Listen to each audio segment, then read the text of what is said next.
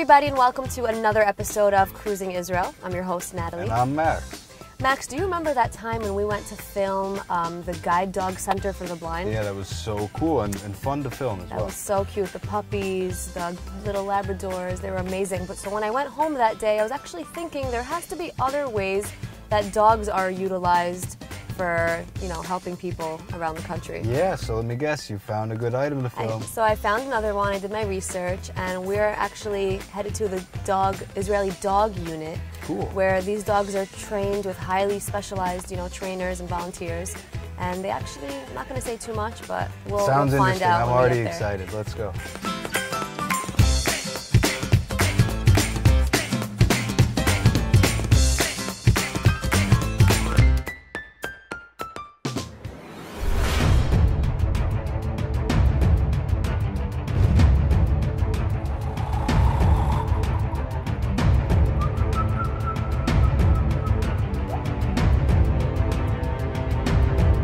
There's a reason why dogs are considered man's best friend.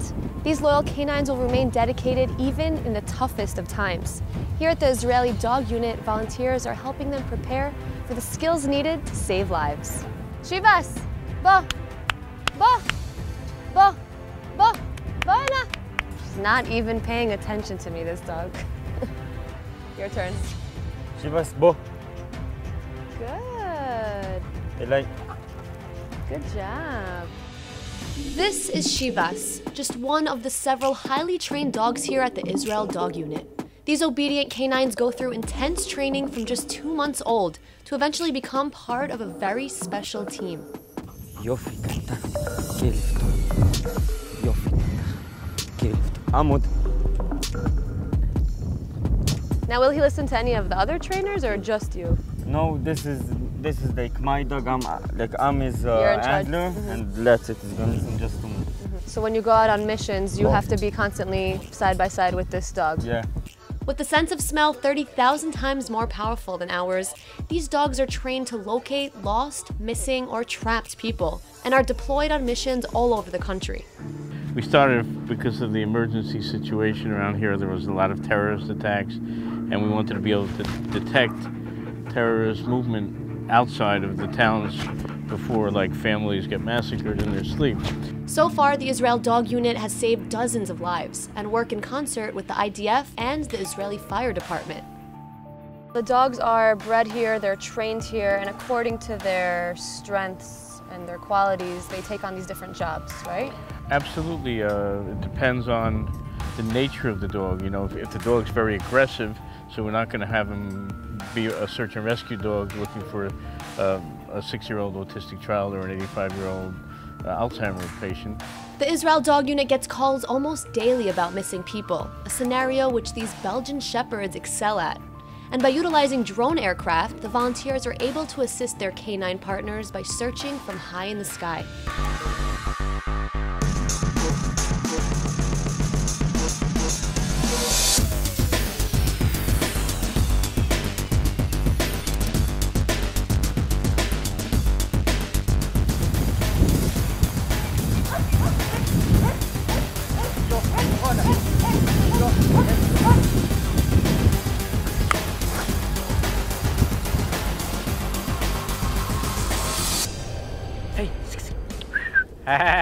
Good dog, yeah. Wow, she's amazing. She's beautiful. Now, in the minds of these dogs, it's all a game to them?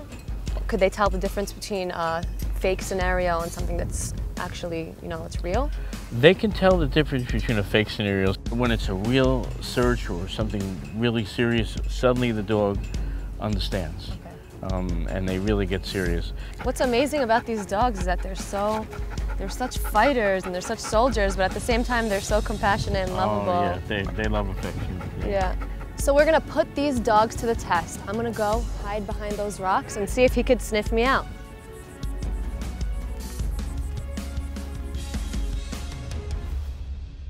Okay, so now we're a few hundred meters away from the dog. He has no idea where I am. Right. Let's see if he could find me. So I'll be hiding search we did here, behind the bushes, behind the rocks. you don't want to lie down. I should lie down? If you lie down, it's Okay. Ouch, there's no, thorns. lie down over here. And don't move when the dog comes to you.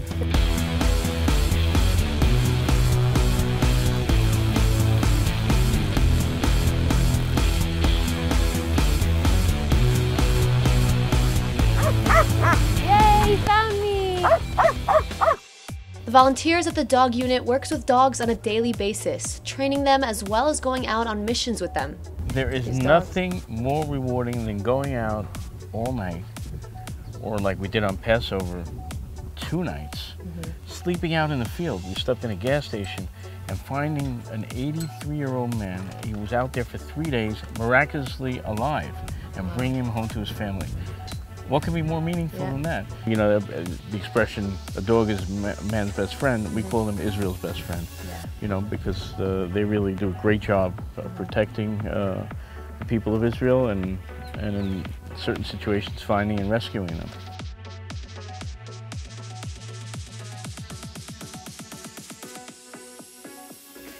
Max, you know how much I love to film restaurants. I love to try all of the different flavors that this country has to offer. There's so many restaurants. And I know how much you love it too. It's fun to film, fun to eat. It's just all around good for everybody. So I picked out a really good restaurant that both of us would enjoy. Okay. Lots of smoked meats. All right, where is it Really at? cool chef. Here in Tel Aviv? Or? No, it's actually in Kfar Saba, not far from Tel Aviv, just a 15-20 minute drive. Cool, sounds like fun. Let's go check it out.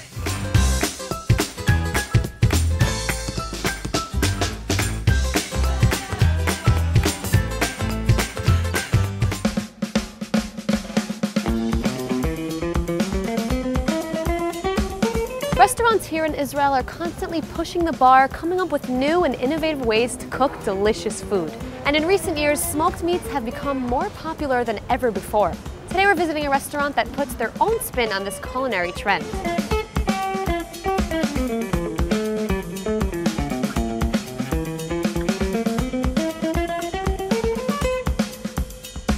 There are so many ways to cook meat, yet most will argue that smoking it is the way to go. This method has been used for centuries, and while it was originally done to preserve the meat, today it's a prized way to enhance flavor. Amazing. Taste it. A+. I want to come back to the roots. I want to come back for what my father did and his father did. Slow cooking and cooking on stone, cooking with salt, cooking with smoke. We use almost 20 kinds of woods. Mix them up and change them up and depend on the woods and the smell, on the texture, on the bitterness we want to get. Restaurant owner Leer Blue combines cooking with science, and by using an electric smoker, he's able to be very precise with the temperature. With the smoker's heat reaching 96 degrees Celsius, the meat is slowly smoked using wood such as hickory or oak.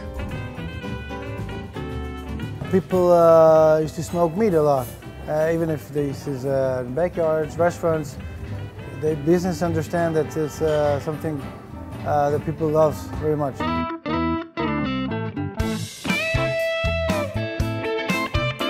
Usually I keep a paleo diet, so it helps me, you know, keep it kind of straightforward.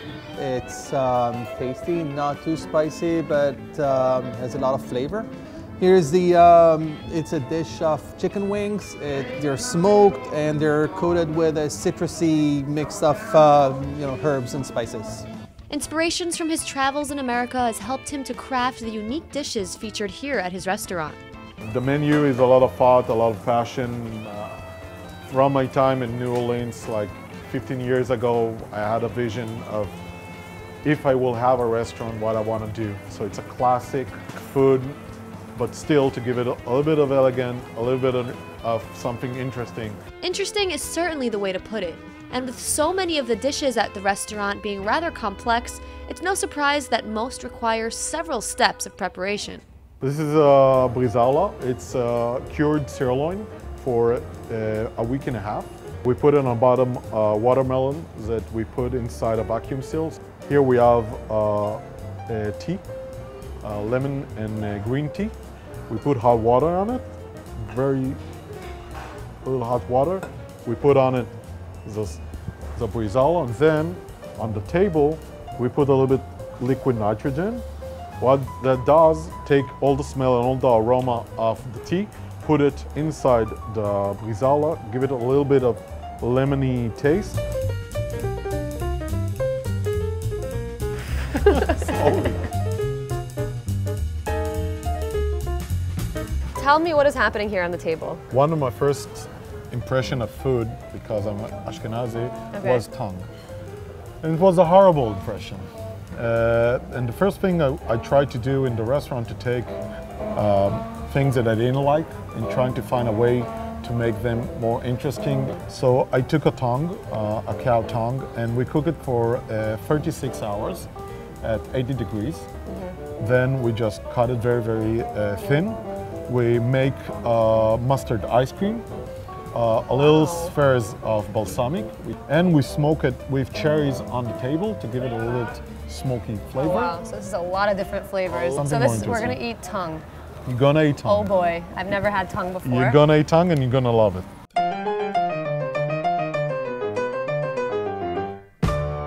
And now you do this for every table? Every table. And now it's gonna smoke on the table. Let the smoke going up. Let's give it a try. Wow, this mustard ice cream sounds really interesting. Make the ice cream here? Everything we make here. Wow. Now I could say that I absolutely love tongue, but I'm scared to try it anywhere else. Everything that I love about cultures and about music and about food and about everything come back to the restaurant and to the customers, and I think they appreciate it to something a little different.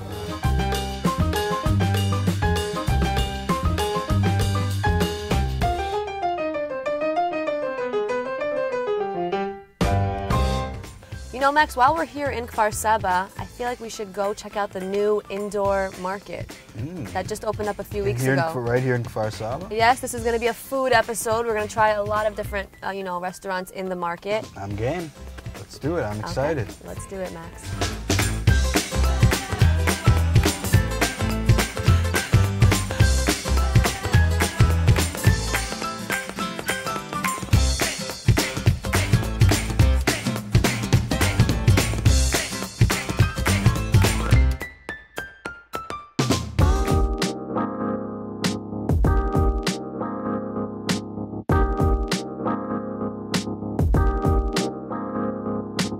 When you think about your average Middle Eastern market, you picture a big, bustling place under the hot Mediterranean sun. But a new trend that's taking Israel by storm is taking all those classic flavors of the Israeli market and bringing them into an indoor setting.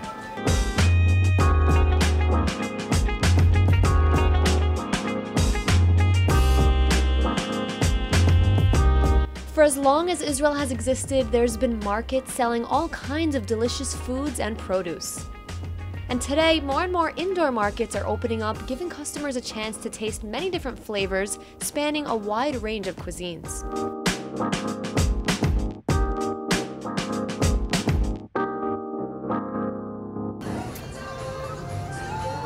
הנה הסושי המיוחד שלנו. לפני שאת אוכלת, אנחנו נחמם את הקיבה עם סאקה. ביפן בשנייה הזאת הכריזו, זאת השעה של הסאקה. חיים. Israel's newest market to hit the food scene is Oshi Market, right here in Kfar Saba. זה משהו שהתפתח בתקופה האחרונה יותר ויותר, זה הגיע מאירופה בעיקר. זה חוויה קולינרית שישראל דורשת. ויש בה המון מגוון והמון כיף. ליהנות ולמצוא את עצמך בכל מקום שכל אחד מוצא את מה שנכון לו ויושבים ביחד, זה העולם. What are you guys eating? This looks fantastic. This is like real Mexican nachos. Yeah, it's Mexican food and have Asian food, sushi. We have here a lot of kind of food. This actually solves a lot of problems because when you come to a restaurant, one person wants this kind of cuisine, another person wants something else completely. So here you guys have your own choices and you're enjoying it. For patrons who prefer traditional Israeli homemade food, they can get that right here at the market as well. I love coming to the market. I live nearby, so I come here like twice a week. I eat at many restaurants here, but this is my favorite homemade food, which Mona makes every day, fresh. Each dish made by Mona is served with a variety of homemade salads, much like you'll find on most Israeli dinner tables. Now this is a very complicated dish. It's called couscous and it requires a lot of work, and she's actually hand making it now. כמה זמן זה לוקח להכין? שעה וחצי בערך. שעה וחצי, אבל זה הרבה עבודה, נכון? עם הידיים. It's a lot of work.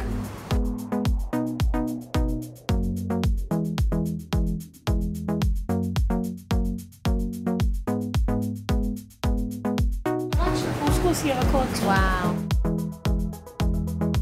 יש לי שם קציצות שאני מכינה עם אפונה והרבה כרפס ועשבי טיבול, מאוד אוהבים את זה. אני עושה קובה. אוקיי. קובה סלק, קובה חמוסטה שהיא חמוצה בטעימה.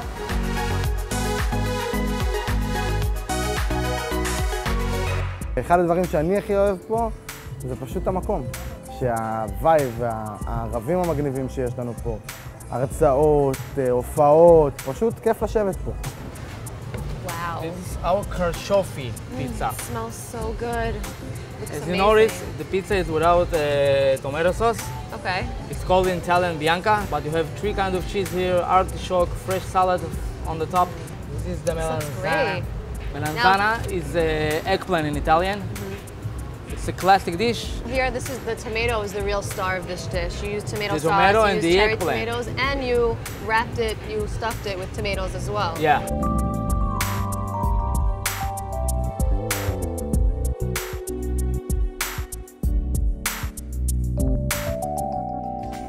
Well, Natalie, that was good. A lot of food, but I think I'm so we full. should continue with this trend. One more restaurant, just think a little bit more Israeli. Okay.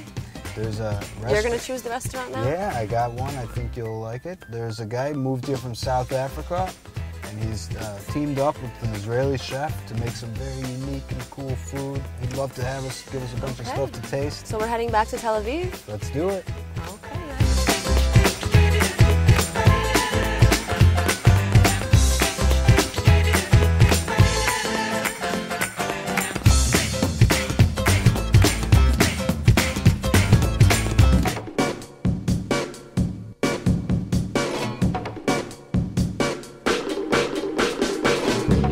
Adjacent to Tel Aviv's Museum of Art and the city's main theater sits a restaurant which takes inspiration from traditional Israeli dishes as well as the classic kibbutz dining hall which serves them.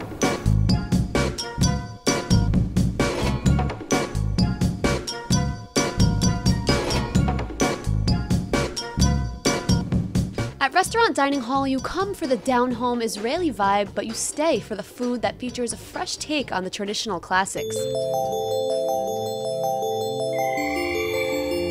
With much of the seating arranged with long tables in a communal kibbutz-like setting, it's the perfect scenario for sampling the tasty dishes their sharing menu has to offer. So as the name suggests, it's a dining hall and not a dining room, so it's very informal, casual, very Israeli style, friendly, warm, a little loud.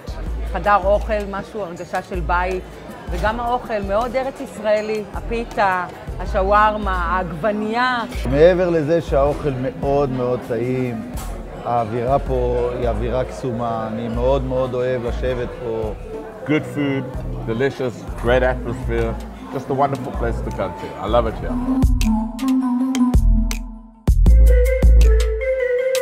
Actually, what's happening, we have a big event, something that's very typical of the dining hall, where we have these huge tables, tourists that want to really enjoy the Israeli cuisine. Yeah. So we've got you going like a whole, these big butcher blocks that we put out in the middle, and it's kind of sharing, enjoying the taste. The guys are putting it all together. It's an amazing dish. But while the seating arrangement may reflect the classic dining hall, the chefs in the kitchen make sure each dish served is something special. This looks like amazing cuts of meat. I mean, the chicken, the shawarma, the meat surrounded by the mashed potatoes looks awesome. I'm drooling by looking at it. 10 years ago when we started, we were looking for something that would be really Israeli food and cuisine. So we wanted to do something that would have an interpretation of the wide culture and taste that make up the different Israelis that there are, that kind of melting pot of flavors. So we're making one of our favorites, which is a sauteed chicken livers. So we start off with putting in the mushrooms. We saute the mushrooms, adds in a bit of garlic, a bit of beef stock. In the meantime, on the other side there, he's put the livers on the flat top. Chicken livers is really a favorite for Israelis, very right? much so. One of our dishes. We do it a little bit sweet, so it's really special. What adds the sweetness? It adds a bit of maple that they put together with it. Maple and chicken livers. Okay, that sounds like an interesting combo. So that's really nice.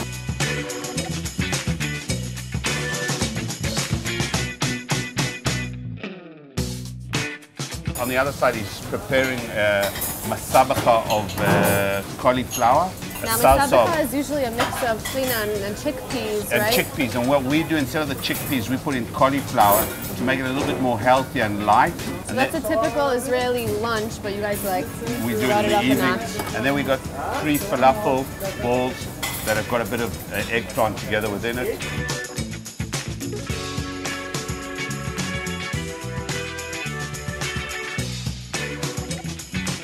Let me try to explain all the flavors that I taste in my mouth. Smokiness from the eggplant, saltiness from the cheese, the date honey is pretty sweet, the onions. It's basically a party in my mouth.